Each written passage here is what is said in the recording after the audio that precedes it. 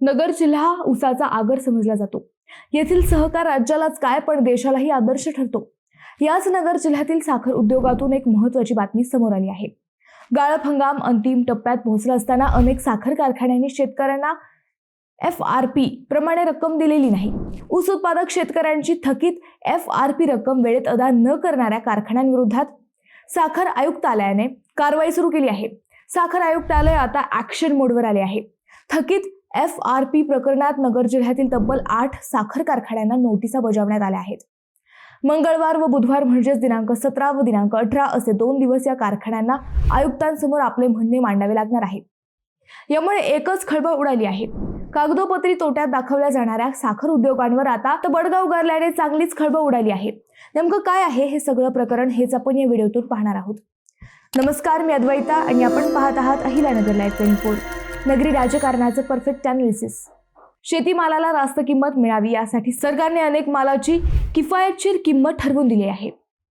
त्यालाच FRP म्हणतात। साखर कारखान्यांनाही अशी रक्कम ठरवून दिलेली असते। FRP नुसार 60% कमी रक्कम दिलेल्या राज्यात थोडे न थिडके तब्बल 45 साखर कारखाने आहेत। याच कारखान्यांबाबत गेल्या कित्येक दिवसांपासून ओरड सुरू होती।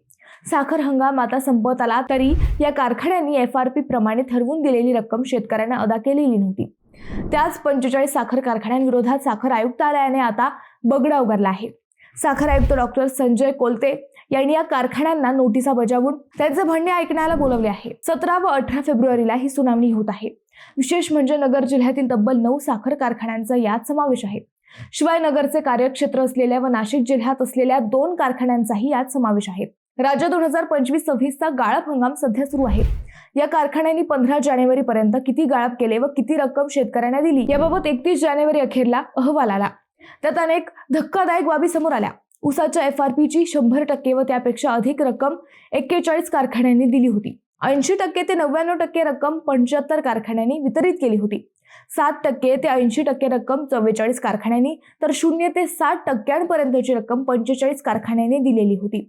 यातील शेवटच्या 45 कारखान्यांचे म्हणणे सुनावणीत ऐकून घेऊन कारवाई होणे अपेक्षित होते। या 45 कारखान्यांना कायद्याचा धाक राहिला नाही का हा प्रश्न विचारला जात आहे। या 45 कारखान्यांनी FRP चे सुमारे 4252 कोटी रुपये थकवलेले आहेत।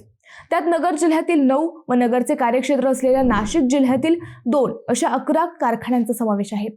त्यात ॲडव्होकेट प्रताप ढाकणे यांचा केदारेश्वर कारखाना, पारनेर तालुक्यातील माळकूप येथील सोपानराव ढसाळ साखर कारखाना, नेवासा तालुक्यातील वरखेड येथील माजी मंत्री विजय शिवतारे यांचा स्वामी समर्थ कारखाना, अकोले तालुक्यातील अगस्ती साखर कारखाना, पारनेर तालुक्यातील देवी भोयरे येथील क्रांती शुगर कारखाना, राहता तालुक्यातील कोल्हे थोरातांच्या नेतृत्वातील गणेश कारखाना, जामखेड तालुक्यातील हळगाव येथील जय श्रीराम साखर कारखाना, पाथर्डी तालुक्यातील वृद्धेश्वर साखर कारखाना आणि श्रीरामपूर तालुक्यातील अशोक सहकारी साखर कारखान्याचा समावेश आहे। याशिवाय नाशिक जिल्ह्यातील असणारा नाशिक सहकारी साखर कारखाना व SJ शुगर्स या कारखान्यांनाही नोटीस बजावण्यात आली आहे।